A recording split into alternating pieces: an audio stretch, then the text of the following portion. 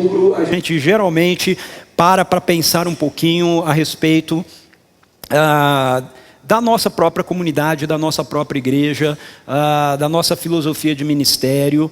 E esse ano a gente está, nesse mês de outubro, completando 8 anos de organização, ok? Não são 8 anos de trabalho que nós temos. Na verdade, nós temos 12 anos já, desde que a gente começou, né, com um grupo pequeno, tá certo? Agora em março vão fazer 13 anos, abril 13 anos, mas como uma igreja organizada, a gente está há 8 anos. Então a gente tem contado esse tempo da organização, até porque o pessoal que deu início, né, ao grupo mudou bastante, né? Hoje a gente tem praticamente daquele grupo inicial o Walter e a Gláucia, que foi na casa deles começou, e um outro irmão ainda que se chegaram naquele primeiro ano, né? Nós temos o Evandro e a Cida, mas a maioria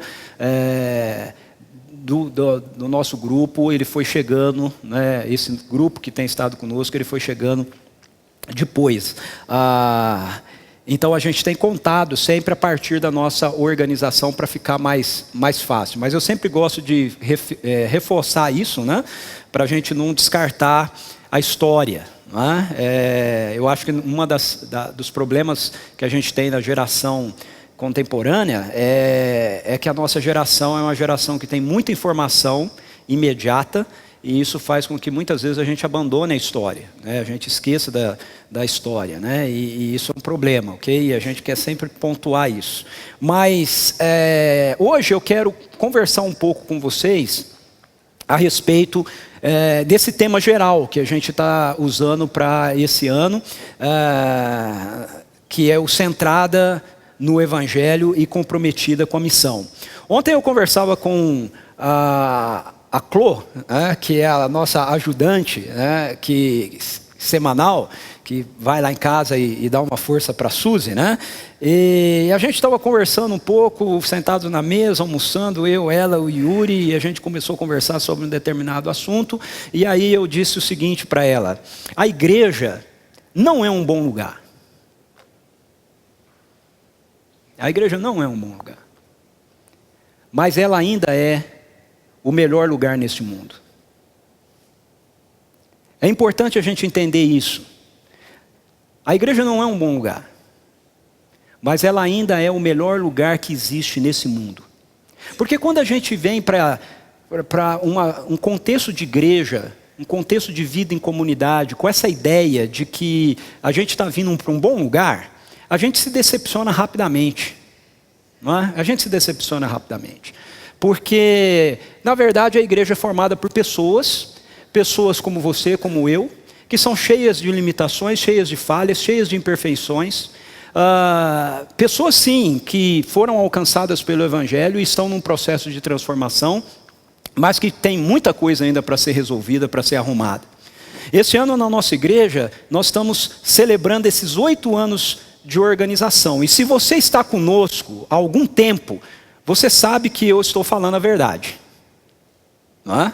Você sabe que eu estou falando a verdade. Você sabe que a nossa igreja é um lugar onde nós temos problemas. Então, se você está nos visitando essa manhã, você está falando, pô, eu vou participar dessa igreja. Não é? E se você está pensando em fazer isso porque você acha que a gente não tem problema, muito obrigado pela sua visita, ok? Porque você não vai voltar mais. E é bom a gente já ser honesto com você logo de cara, porque se você voltar e começar a vir, você vai começar a gostar muito, mas daqui a pouco você vai começar a perceber que nós temos problemas, nós temos limitações, nós temos várias dificuldades. Isso não é um defeito nosso ou um privilégio nosso. Essa é a realidade do que a igreja é.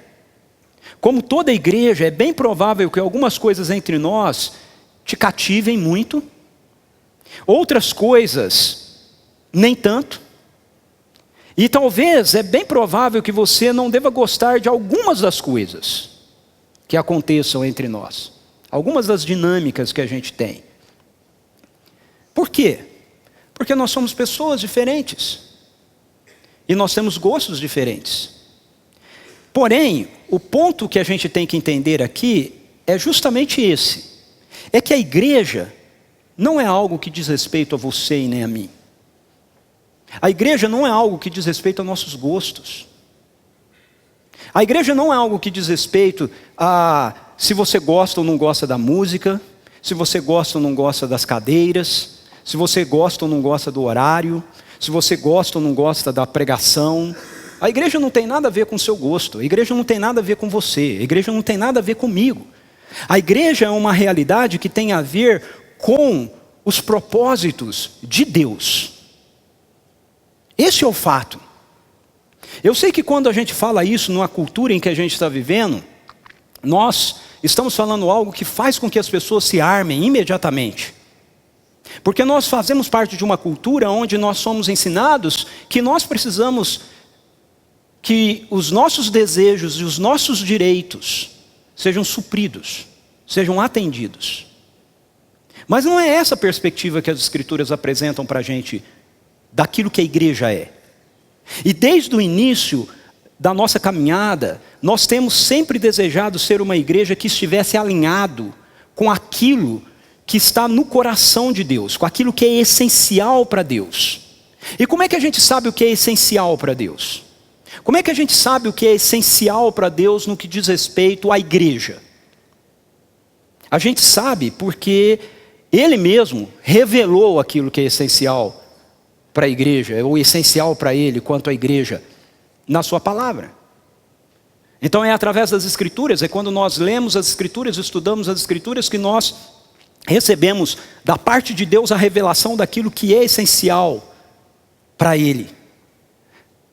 Aquilo que Ele mesmo nos revela na sua palavra sobre a igreja. Há dois aspectos que ficam muito claros quando a gente começa a ler as Escrituras, quanto à igreja, quanto ao povo de Deus. As duas questões são essas. A igreja é revelada para a gente nas Escrituras como sendo uma comunidade do Evangelho e como sendo uma comunidade em missão. Essas são duas realidades que estão presentes ao longo de toda a Escritura. Se você ler o Antigo Testamento, você vai ver que Deus, Ele começa todo esse processo com o povo dele, que é a igreja, a partir de uma pessoa, que é Abraão. A partir do chamado desse homem, Abraão e sua família, ele constitui uma nação, que é Israel. A partir da nação de Israel, ele traz a presença dele mesmo, por intermédio de Jesus Cristo, a nossa história. E através da obra, da vida, morte e ressurreição de Jesus, então, ele estende o chamado dele a todas as demais pessoas que fazem parte de outras nações, de outros povos, para serem incorporados ao povo de Israel, com o qual ele começa todo esse processo. E isso é a igreja. E isso acontece sempre em função de uma missão. Então, ao longo destes anos, nós lutamos para sermos uma igreja assim, centrada no Evangelho e comprometida com a missão. E este é o trilho que nós queremos continuar seguindo ao longo dos anos que Deus permitir que a gente seja igreja, que a gente seja parte do povo dele em missão no mundo.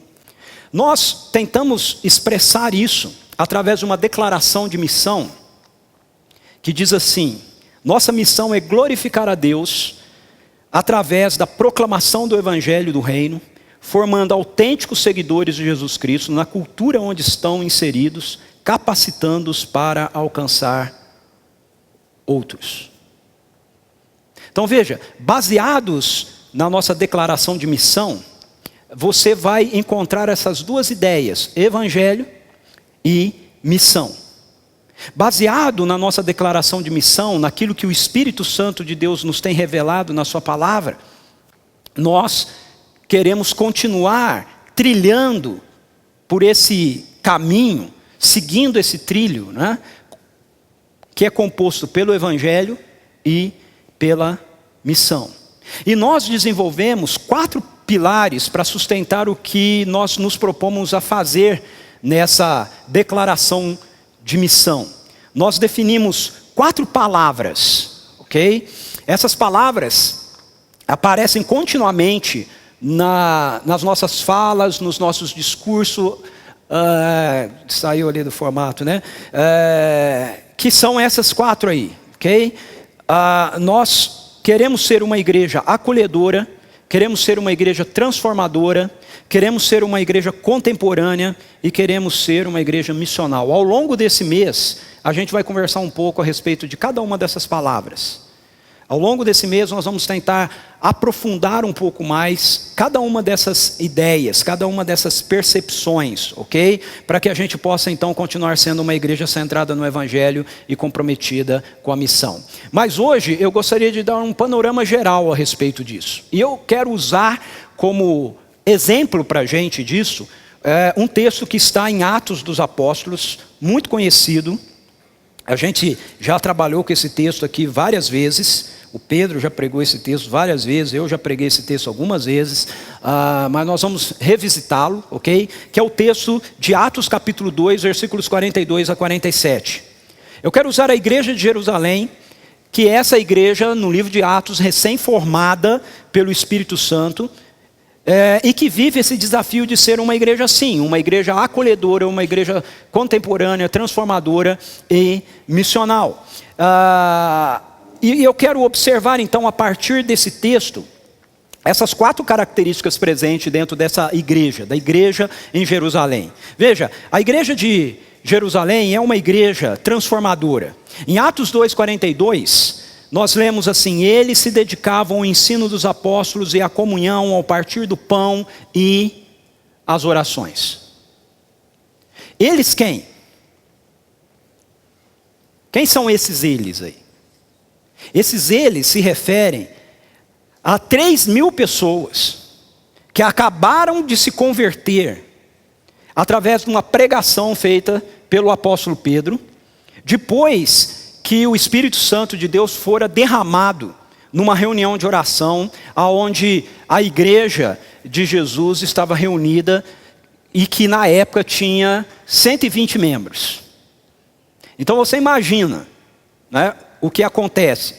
Você tem uma igreja de 120 pessoas, e essas pessoas estão reunidas, elas estão orando, elas estão adorando, elas estão fazendo isso que nós estamos fazendo aqui, ok? E nessa reunião, os céus se abrem, como nós cantamos uma das canções aqui, o Espírito Santo de Deus é derramado sobre eles. Até então, toda a relação com Deus vinha acontecendo com o povo, aonde ele dava da presença do seu Espírito para estar habitando apenas sobre pessoas que tinham algum tipo de responsabilidade ministerial, de serviço. Então, quem recebia o Espírito Santo eram os sacerdotes, eram os profetas e eram os reis. E mesmo assim, se esses estivessem de acordo com aquilo que Deus estava dizendo para eles realizarem, para eles fazerem. E aí vem então Jesus, ele entra na história, e em Jesus o Espírito Santo de Deus habita abundantemente, plenamente, e Jesus morre e ressuscita, é assunto aos céus, e diz que ele vai enviar a presença do mesmo Espírito que estava habitando nele, para agora estar habitando na igreja, na vida de todos da igreja, e que os seus seguidores, os seus discípulos, ou seja, a sua igreja deveria esperar até que o Espírito Santo, que habita em Jesus, viesse e passasse a habitar em nós. E eles fazem isso como? Escolhendo se reunirem todos os dias e orarem, estarem juntos orando, até que essa promessa se cumprisse. E eles estão num determinado dia, o dia da festa de Pentecostes, que é a festa da colheita. Eles estão ali orando, reunidos. A festa da colheita é celebrada no início da primavera, e ela está associada a essa ideia de que o Espírito do Senhor, ele vem sobre a terra, ele sopra sobre a terra, e naquele período então de inverno, né, a vida se renova na primavera, por causa do sopro do Espírito de Deus sobre a terra. Então, nesse dia de Pentecostes, que traz essa ideia do sopro do Espírito de Deus sobre a terra, o Espírito Santo é derramado, eles ouvem um som como de um vento, ou seja, essa ideia do sopro de Deus, e eles veem línguas como de fogo pousando sobre a cabeça de cada um deles, dos 120 que estavam reunidos ali, e de repente, aquela reunião de oração que eles estavam fazendo ali, talvez meio em secreto, por causa da perseguição dos judeus, meio tímida por causa dos religiosos da época deles, se transforma num poderoso avivamento, e eles começam então a cantar, e a celebrar, e a louvar, e a glorificar a Deus, e eles não conseguem mais ficar dentro do cenáculo, eles têm que sair, e eles saem glorificando a Deus, e falando a respeito das coisas de Deus, e as pessoas que vieram para a festa do tabernáculo, vieram de vários lugares diferentes, começaram a ouvir eles pregarem, e cantarem, e falarem o que eles estavam falando, cada um na sua própria língua. E isso então chama a atenção das pessoas. Alguns não entendem o que está acontecendo, outros criticam o que está acontecendo, e o apóstolo Pedro então usa da palavra e ele prega o evangelho, e o resultado disso é que 3.000 pessoas são batizadas em um dia. Em um dia, a membresia da igreja de Jerusalém, que tinha 120 membros, vai para 3.120. E aí então, o escritor de Atos, inspirado pelo Espírito Santo, diz para a gente como é que eles continuam a viver essa experiência com o Evangelho. Como é que o Evangelho continua operando transformação na vida deles. E o texto diz que isso acontece através da dedicação deles, e aí eu queria ressaltar, enfatizar essa palavra, dedicação, transformação da graça de Deus. É pela graça, mas ela não acontece sem dedicação da nossa parte. É muito importante a gente entender isso, porque às vezes nós achamos que essa questão de Deus operar na nossa vida mediante a sua graça tem a ver com a gente não fazer nada e Deus fazer tudo. Não é? Mas a graça de Deus opera em nós, nos motivando a fazer o que a gente tem que fazer. Okay? Deus opera da parte dele, a operação da parte dele estimula o nosso coração a responder aquilo que ele está fazendo, e aí nós nos dedicamos a isso. E eles se dedicavam a 4 coisas. Primeiro, eles se dedicavam à doutrina dos apóstolos. O que significa isso? A doutrina dos apóstolos inclui tudo o que Jesus Cristo ensinou aos seus seguidores. Mateus capítulo 28, verso 20, como parte da ordem de Jesus para que a gente vá em missão e faça discípulos de todas as nações, Jesus diz, ensinando-os a guardar tudo o que os tenho ordenado. Então a doutrina dos apóstolos tem a ver com tudo aquilo que Jesus ensina, principalmente o Evangelho, que estava centrado na obra de Jesus, na sua vida, na sua morte, na sua ressurreição. Veja que em Atos capítulo 2, versículos 23 e 24, quando Pedro está pregando e os 3.000 se convertem, a grande ênfase dele está no Evangelho. Ele diz assim, este homem, ele está se referindo a Jesus, este homem lhes foi entregue por propósito determinado e pré-conhecimento de Deus, e vocês com a ajuda de homens perversos o mataram, pregando-o na cruz, mas Deus o ressuscitou dos mortos, rompendo os laços da morte, porque era impossível que a morte o retivesse. Em Atos capítulo 3, versículo 15, quando Pedro vai pregar por causa da cura de um aleijado que estava na porta do templo, ele novamente tem o Evangelho como centro daquilo que ele está dizendo. No verso 15, Atos 3,15 diz assim, vocês mataram o autor da vida, mas Deus o ressuscitou dos mortos, e nós somos testemunhas disso. Em 4,10, quando Pedro está diante do Sinédrio, de novo, ele reforça no seu ensino o Evangelho. Saibam os senhores e todo o povo de Israel que por meio do nome de Jesus Cristo Nazareno, a quem os senhores crucificaram, mas a quem Deus ressuscitou dos mortos, esse homem está curado diante dos senhores. Esse Jesus é pedra angular que vocês rejeitaram, mas que se transformou na principal pedra. É a pregação de Pedro. A gente vê que em todo o ensino dos apóstolos, o Evangelho sempre é central. Quando o apóstolo Paulo, por exemplo, em 1 Coríntios, capítulo 15, versículos 1 a 4, compartilhando com a igreja de Corinto, veja, a igreja já estava plantada, ele não está falando aqui com pessoas que ainda não tiveram contato com o Evangelho, ele está falando com pessoas que já tiveram contato com o Evangelho, e ele diz assim, irmãos, quero lembrar-lhes o evangelho que lhes preguei. Nós precisamos ser lembrados do evangelho todos os dias. Todos os dias. O evangelho não é uma mensagem para principiantes. O evangelho é o A a Z de Deus, em relação a tudo que a gente precisa conhecer, aprender, saber sobre as Escrituras. E aí Paulo, ele vai para o centro do evangelho. Ele diz assim: quero lembrar-vos do evangelho que lhes preguei, o qual vocês receberam e no qual estão firmes. Continuam se dedicando. Por meio desse evangelho vocês são salvos, desde que se apeguem firmemente à palavra que lhes preguei. Caso contrário, vocês têm crido em vão. Pois o que primeiramente lhes transmiti foi o que recebi, que Cristo morreu pelos nossos pecados, segundo as Escrituras, foi sepultado e ressuscitou ao terceiro dia, segundo as Escrituras. Então veja, o ensino do evangelho é o centro, é a base de tudo mais que as Escrituras nos apresentam. Tentar ler as Escrituras, aprender das Escrituras, a parte do evangelho, nada mais é do que a gente tentar andar pelo nosso próprio esforço. A gente achar que nós vamos dar conta de sermos agradáveis a Deus pelos nossos próprios méritos. Isso não vai nos ajudar em nada. Por isso, nós precisamos continuar nos dedicando ao evangelho, à doutrina dos apóstolos. Tudo mais que nós vamos aprender nas Escrituras, tudo mais que nós vamos conhecendo nas Escrituras, precisa se desenvolver ao lado do evangelho, centrados no evangelho, centrados nessa convicção. Veja como Paulo afirma: por meio desse evangelho vocês são salvos, desde que se apeguem firmemente à palavra que lhes preguei. Às vezes nós cometemos um equívoco sem perceber que estamos cometendo esse equívoco. A gente entende o evangelho como algo que é para principiante, e que a gente precisa falar com pessoas que ainda não conhecem, ou não têm ainda um relacionamento com esse Deus que se revelou em Jesus.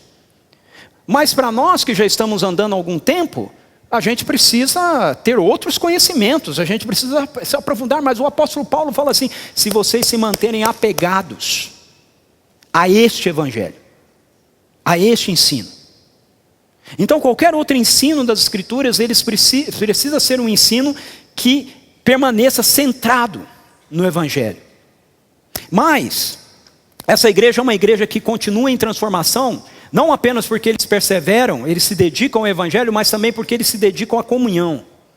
No original, a palavra usada aqui é essa palavra, koinonia. Koinonia é mais do que amizade. Koinonia é mais do que você se dar bem com alguém. Koinonia é mais do que você achar alguém legal. Okay? Eu sei que quando a gente fala de comunhão, a gente geralmente tem essa ideia, né? De que a gente se dá bem com todo mundo, a gente se dá bem.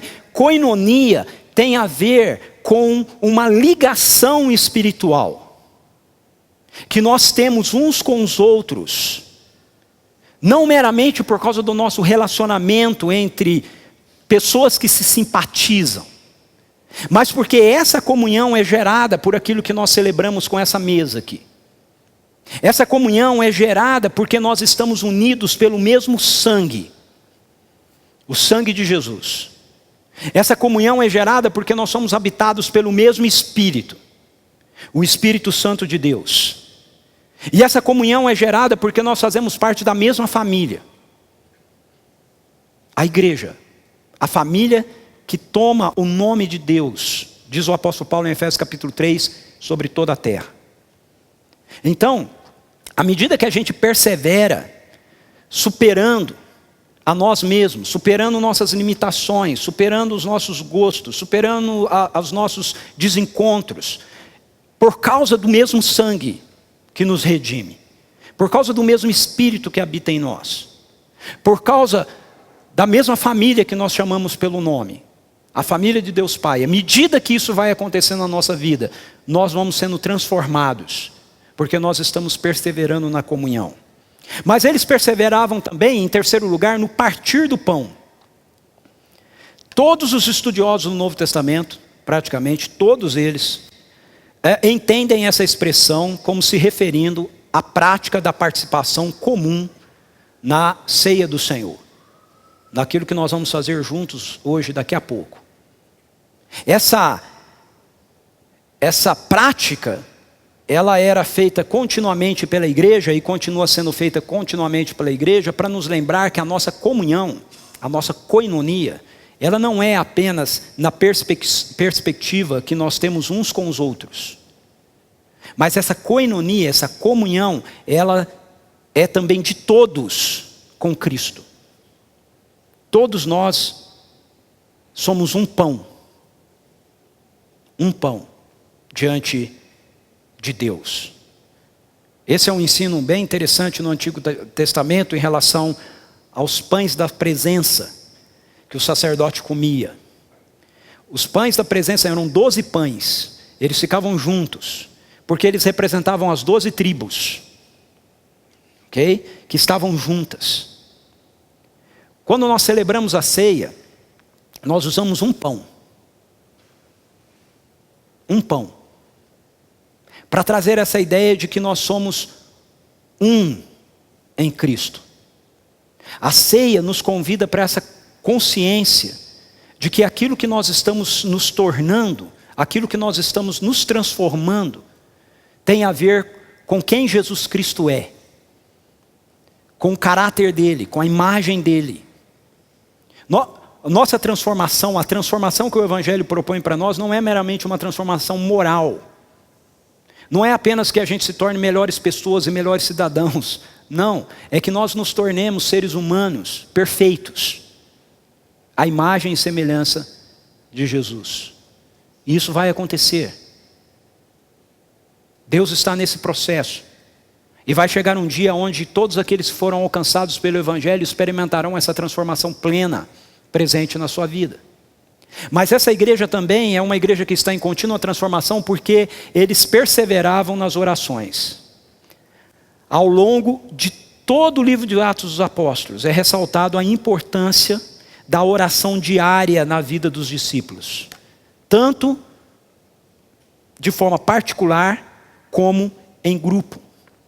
Veja, em Atos capítulo 1, versículo 14, quando eles vão para Jerusalém, esperando a promessa do Pai, o verso diz assim: todos eles se reuniam sempre em oração, com as mulheres, inclusive Maria, a mãe de Jesus, e com os irmãos dele. Se reuniam sempre em oração. No capítulo 3, versículo 1, nós vemos que Pedro está se dirigindo para um tempo de oração. Certo dia, Pedro e João estavam subindo ao templo na hora da oração, às 3 horas da tarde. Estavam indo orar.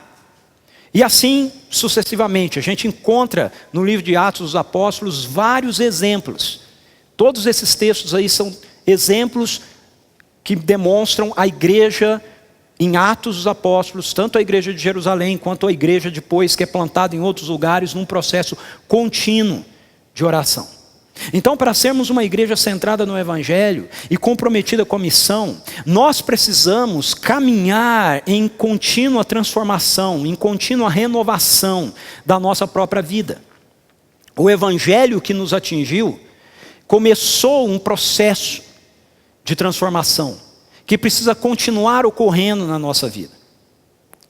Se o Evangelho te atingir, se ele ainda não te atingiu, mas se ele te atingir, é isso que ele vai fazer com você. Bom, vamos ver se alguém lembra aqui, né? Quando eu era garoto, tinha um seriado que passava na televisão chamado Capitão Marvel. Alguém aqui conheceu o Capitão Marvel ou não? Capitão Marvel. O Capitão Marvel era um super-herói que era a junção dos 12 semideuses, ou dos deuses mais poderosos da Grécia, do Olimpo. Então, quando o cara falava uma palavra mágica, né? A palavra era Shazam, né? Aí caiu um raio na cabeça dele. Eu nunca entendi como é que ele não morria, né? Mas caiu um raio na cabeça dele. E aquele gurizinho, garotinho, né? Miudinho, se transformava no Capitão Marvel, né? Ficava grandão, assim, fortão, porque ele recebia a velocidade do Mercúrio, a força do Hércules, a sabedoria de Atenas, né? E toda essa mistura aí ele ficava o cara. Às vezes nós achamos que o Evangelho vai fazer isso na vida da gente, né? A gente vai dizer assim, Jesus Cristo, né? Aí vai cair assim um raio e a gente vai, né? Pronto, se transformou numa pessoa perfeita, santa, não erra mais, né? Esquece, o Evangelho não é isso, ok? Não é isso que o Evangelho faz. O Evangelho, ele começa um processo de transformação, e esse processo de transformação continua acontecendo na nossa vida à medida que nós somos perseverantes, à medida que nós nos dedicamos a essas realidades. O apóstolo Paulo nos diz em Romanos 12:2, não se amoldem ao padrão deste mundo, mas transformem-se pela renovação da sua mente, para que sejam capazes de experimentar e comprovar a boa, agradável e perfeita vontade de Deus. Não se amoldem, continuem sendo transformados. É isso que o Evangelho faz. A igreja de Jerusalém é uma igreja que está nesse processo de transformação. Mas a igreja de Jerusalém também é uma igreja acolhedora. Em Atos 2, 44 e 45, a gente lê o seguinte: todos os que criam mantinham-se unidos e tinham tudo em comum. Vendendo suas propriedades e bens, distribuíam a cada um conforme a sua necessidade. Sabe, um dos efeitos que o Evangelho produz na vida da gente, depois da nossa reconciliação com Deus, é justamente nos reconectar com outras pessoas. O Evangelho nos reconecta com Deus, nos reconcilia com Deus, e o Evangelho nos reconecta com outras pessoas, nos reconcilia com outras pessoas. A igreja em Jerusalém era uma igreja que estava disposta a acolher praticamente a todas as pessoas nas suas necessidades. A comunhão espiritual, isso que nós chamamos de koinonia, que é gerada pelo Evangelho, ela se transforma em atitudes práticas que nos leva a um cuidado mútuo na vida de uns dos outros e na vida daqueles que têm necessidade. E isso era assim na igreja de Jerusalém, porque o verdadeiro amor expresso por Deus sempre é um amor prático. Sempre é um amor prático. Veja o que diz para a gente, por exemplo, esse texto de 1 João, capítulo 3, versos 16 e 17. Não é o texto do Evangelho de João, ok? É o texto da carta de João, primeira carta de João. Diz assim: nisto conhecemos o que é o amor. Jesus Cristo deu a sua vida por nós, e devemos dar a nossa vida por nossos irmãos. Mas eu imagino que o Espírito Santo logo em seguida pensou assim: eu conheço essa turma, eu sei como eles são, e esse negócio de dar a vida pelo irmão vai ficar um negócio bem distante para muitos, né? E aí ele completa dizendo assim: se alguém tiver recursos materiais e vendo seu irmão em necessidade, não se compadecer dele, como pode permanecer nele o amor de Deus? Ou seja, se a gente diz que nós entendemos que o amor é o fato de Jesus ter dado a vida por nós, e nós devemos dar a nossa vida pelos nossos irmãos, se nós temos a coragem de dar a vida, então dar as coisas é muito mais simples. Eu prefiro muito mais dar alguma coisa para você do que ter que dar a minha vida por você. Mas as Escrituras dizem que se eu precisar dar a minha vida por você, eu tenho que dar a minha vida por você. Logo, precisa ser muito mais fácil dar as coisas. Quando o texto bíblico aí diz para a gente que eles vendiam as suas propriedades e bens, vendendo, né? Essa expressão vendendo, ela é, no texto original, um tempo verbal que está no imperfeito. O que significa quando você tem um tempo verbal na língua original, no grego, no imperfeito? Significa que aquilo que está sendo dito não é uma atitude que todos fizeram de uma única vez, ao mesmo tempo, ou de uma vez, mas é uma prática que era exercida pela igreja à medida que as necessidades seguiam. surgiam. Então, quando o texto diz vendendo as suas propriedades, não está dizendo que todo mundo pegou as casas que tinham, tudo que tinha, vendeu e deu para a igreja. Não, está dizendo, olha, eles foram vivendo a vida deles, e à medida que as situações surgiam, que as necessidades surgiam, alguém socorria. Alguém vendia alguma coisa que tinha e tal, e aí você vai ter um exemplo no capítulo 4 de Barnabé fazendo isso. Barnabé vai e vende um campo que ele tem. Depois no capítulo 5 você vai ver o Ananias e a Safira vendendo um campo. Então são exemplos de como é que isso ia acontecendo na vida da igreja de Jerusalém. Ou seja, o evangelho que alcançou essas pessoas, transformou essas pessoas em pessoas profundamente generosas. Uma das expressões, uma das ações que a Bíblia demonstra para a gente de forma mais clara quanto ao acolhimento, é justamente essa atitude de generosidade que é demonstrada pela igreja, de uns para com os outros, e também da igreja para com as necessidades das pessoas que nos cercam. Então, a nossa alegria em sermos contribuintes generosos dos recursos que Deus coloca nas nossas mãos, para suprir as necessidades da missão e de outras pessoas, é uma expressão do nosso acolhimento. Mas essa igreja não é só uma igreja acolhedora, ela também é uma igreja contemporânea. Veja, Atos 2,46 diz assim: todos os dias continuavam a reunir-se no pátio do templo, partiam o pão em suas casas e juntos participavam das refeições com alegria e sinceridade de coração. Por que eu digo que essa igreja era uma igreja contemporânea? Porque eles estão respondendo à realidade do seu contexto. Veja, os discípulos, os primeiros discípulos, eles eram judeus. E como judeus, eles continuaram indo ao templo. Porque os judeus adoravam no templo. Só que esse pessoal fez duas coisas para responder à realidade do seu contexto, da sua geração. Quais foram as duas coisas que eles fizeram? Primeira, eles passaram a se reunir no pátio do templo. O que é o pátio do templo? O pátio do templo é o que é chamado de átrio dos gentios. É o lugar, o único lugar no templo de Jerusalém, onde as mulheres podiam ficar e aonde os gentios piedosos podiam ficar. No átrio superior, só os homens judeus podiam ir. O pátio do templo é aquele lugar que quando Jesus chega, ele vê a turma vendendo as coisas, e ele começa a derrubar as barraquinhas do pessoal, né? Pega lá um chicote, um azarrote, né, de corda e começa a dar, se vier alguém, eu sento ali, hein? Né?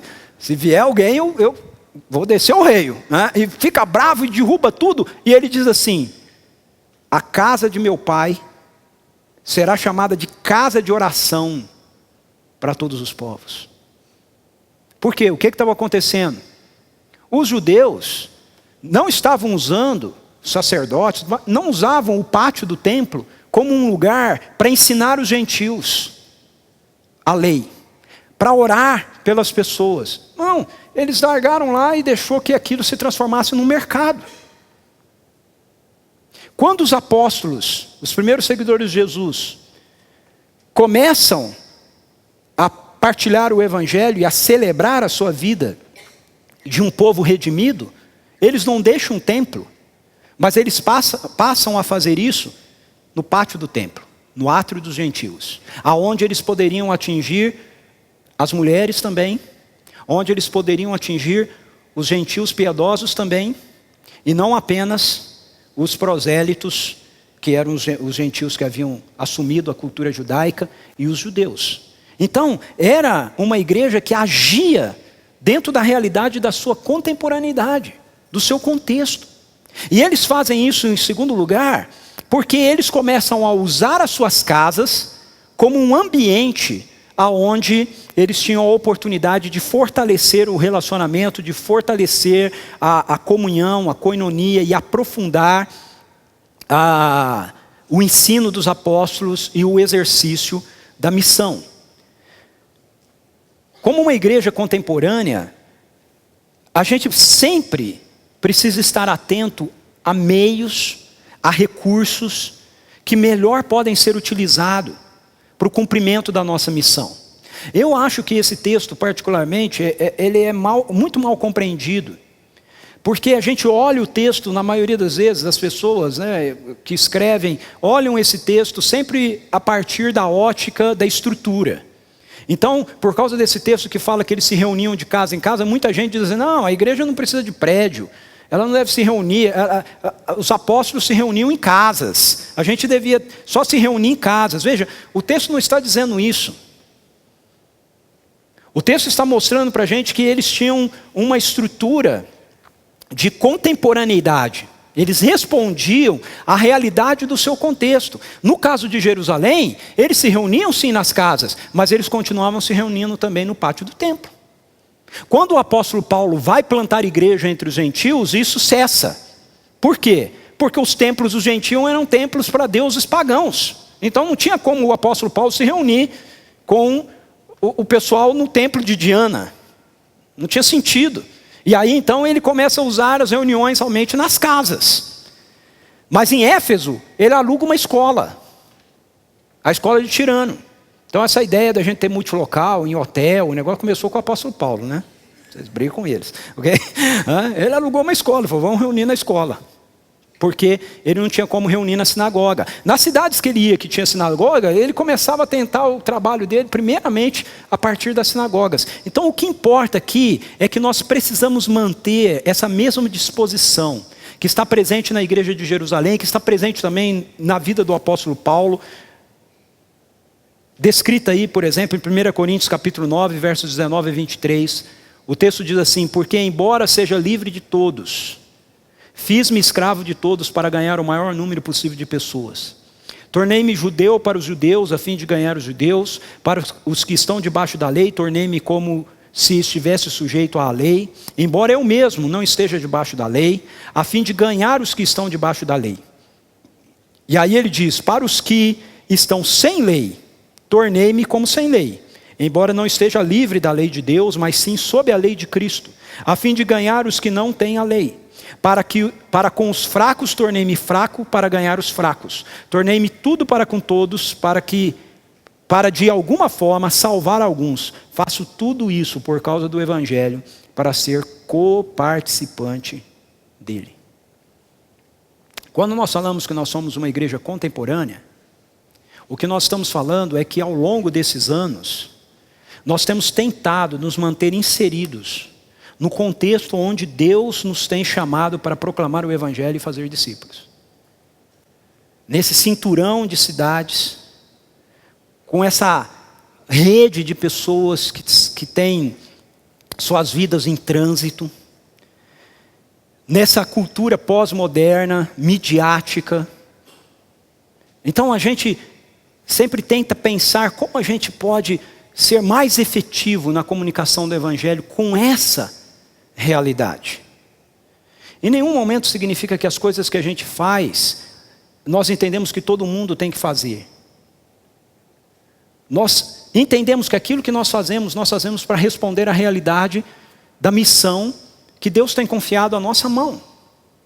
E é por isso que a gente investe em parcerias, porque nós entendemos que é muito mais relevante a pessoa que está lá naquele contexto fazer o que ela precisa fazer para alcançar a sua realidade, do que a gente que está num contexto totalmente diferente tentar fazer isso.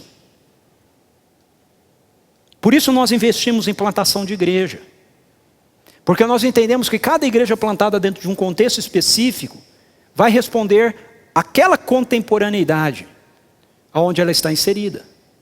Mas, em último lugar, essa igreja também é uma igreja missional. No versículo 47 do capítulo 2, diz que eles vão louvando a Deus e tendo a simpatia de todo o povo. E o Senhor lhes acrescentava todos os dias os que iam sendo salvos. A igreja de Jerusalém era uma igreja que tinha um bom testemunho no meio em que ela estava inserida. Ela era uma igreja que tinha um bom testemunho diante daquelas pessoas que ainda não haviam se rendido ao Evangelho. Contavam com a simpatia. E isso favorecia a igreja na proclamação do Evangelho. Por quê? Porque o estilo de vida deles atraía as pessoas e fazia com que as pessoas desejassem ouvir a mensagem do Evangelho que eles tinham para pregar. Quando eles olhavam para a vida da igreja de Jerusalém, eles viam o relacionamento que as pessoas tinham entre eles viam o estilo de vida que era vivido nas famílias deles, eles olhavam o cuidado que eles tinham uns pelos outros, eles percebiam a alegria deles, eles falavam, peraí, fala para a gente qual é o segredo. O que acontece aí? E aí, eles tinham a oportunidade de proclamar o Evangelho. Eu quero compartilhar com você uma ideia, um pensamento muito importante, ok? Veja, nós precisamos entender que não há como comunicar o Evangelho sem que usemos palavras, mas que nosso estilo de vida pode ser um grande ruído para as palavras do Evangelho.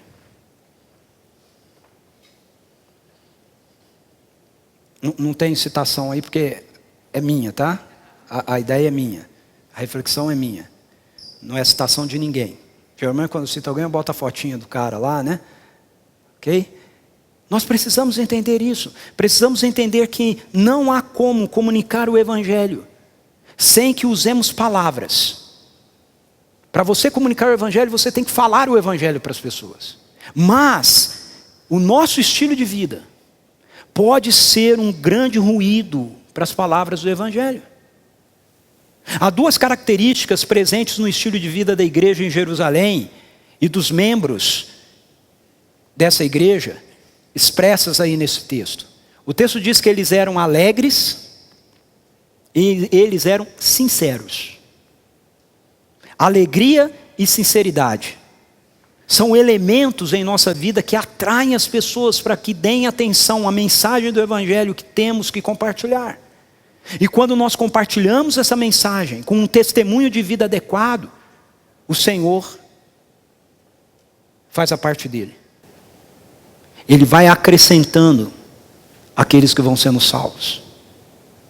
O Espírito Santo vai operando e transformando o coração das pessoas. Alegria é um fruto do Espírito que se manifesta através de nós mesmos, mesmo que estejamos em situações de lutas e dificuldades. Isso é alegria. Alegria, quando as Escrituras usam a palavra alegria, ela não está pensando em felicidade. Okay? Felicidade tem a ver com um ambiente favorável que, por conta disso, produz em você satisfação e, como resultado disso, alegria.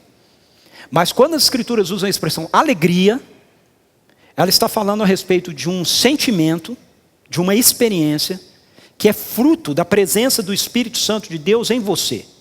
É uma das características do fruto do Espírito, que independentemente da sua situação, mesmo que ela seja marcada por dificuldades, lutas, está presente na sua vida. E o maior exemplo que nós temos disso nas Escrituras é a vida do apóstolo Paulo. E o melhor texto para você ver isso é a carta dele aos Filipenses. Ok? Chega na sua casa e lê a carta de Paulo aos Filipenses. 4 capítulos, rapidinho. E você vai ver, Paulo está preso, ok? Tem gente se aproveitando da prisão dele para ficar tentando puxar o tapete dele. E nessa carta, ele fala várias vezes, alegre-se no Senhor. Alegre-se no Senhor. Eu digo outra vez, alegre-se no Senhor. O seu contexto não é um contexto de alegria. Mas ele tem a convicção de que a alegria é uma realidade que nós podemos experimentar. E sinceridade? Sinceridade é uma postura que nós assumimos de não superioridade para com outros. Por quê? Porque nós somos honestos frente às nossas próprias lutas e dificuldades. Mas nós sempre mantemos a nossa confiança e a nossa esperança no Senhor. Isso é sinceridade. Sinceridade presente na igreja de Jerusalém fazia com que aqueles irmãos, eles não se colocassem diante daqueles que ainda não foram alcançados pelo Evangelho como pessoas melhores do que eles. Ao contrário do que os judeus faziam, que diziam: nós judeus, vocês samaritanos, nós judeus, vocês gentios. A igreja de Jerusalém dizia: nós pecadores, como vocês pecadores. Dependemos daquilo que Deus tem para fazer na nossa vida. Dependemos da sua graça, dependemos do Evangelho. Isso é sinceridade. Uma vida que expressa autenticidade diante dos outros. Uma vida que não se baseia em julgamento sobre os outros. Ao longo desse mês, nós vamos então, como eu disse, analisar cada um desses pontos, tentando nos ajudar a relembrar, a ver como é que a gente tem tentado desenvolver cada um deles na nossa vida como igreja e como nós podemos continuar a desenvolver cada um deles, para que a gente seja uma igreja centrada no Evangelho e comprometida com a missão. 4 liçõezinhas, ou 4 aplicações aí que eu quero propor para a gente encerrar. Primeira, queria que você pensasse: das 4 palavras-chave de Atos 2,42, doutrina dos apóstolos, comunhão, partir do pão e orações, qual ou quais você precisa mais investir na sua vida? Quero que você pense nisso. Às vezes precisa ser nas 4, né? Qual você precisa mais investir? Segundo, como você pode ser mais efetivo no compartilhar do Evangelho com as pessoas com quem você convive semanalmente? Porque se dia a dia o Senhor acrescentava aqueles que iam sendo salvos, isso significa que dia a dia eles compartilhavam o Evangelho com essas pessoas. Quando Deus quer salvar Cornélio, Ele manda Pedro para a casa de Cornélio compartilhar o Evangelho com ele. Ele não manda um anjo pregar para Cornélio. Então, como você pode ser mais efetivo? Pense nisso, estratégias. Terceiro, em que célula você tem aprofundado a sua comunhão? Caso você não tenha estado ou não está indo em nenhuma célula, em qual você começará a participar ativamente? De casa em casa. E quarto, de que forma você poderia ser mais consistente em sua vida de oração? E aí eu queria aproveitar e te pedir uma ajuda, né? Ok? E a nossa igreja? Como é que nós poderíamos ser mais consistentes em nossa vida de oração? Se você tiver alguma ideia legal, né? Escreve para a Luciana, né? Manda para a secretaria. Estive pensando, tinha uma ideia aqui, como a gente pode ser mais consistente, né? Em relação à nossa vida de oração. Pense nessas coisas. Vamos orar? Feche seus olhos, curva a sua cabeça.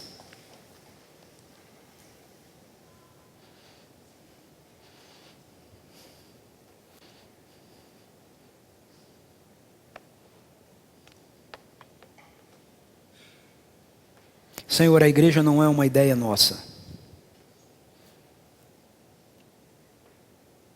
Ela é o resultado daquilo que o Senhor fez em Cristo Jesus. Ela é a noiva do Cordeiro. É o teu povo. Povo que o Senhor chama para viver uma vida centrada no Evangelho e comprometida em se envolver com a missão do Senhor no mundo. Pedimos, ó Deus, que o Senhor nos dê essa graça de, como parte da sua igreja, continuarmos a trabalhar para ser uma igreja centrada no Evangelho e comprometida com a missão, Senhor. Por causa daquilo que Jesus fez por nós. Porque Ele veio resgatar um povo para viver em obediência ao Senhor.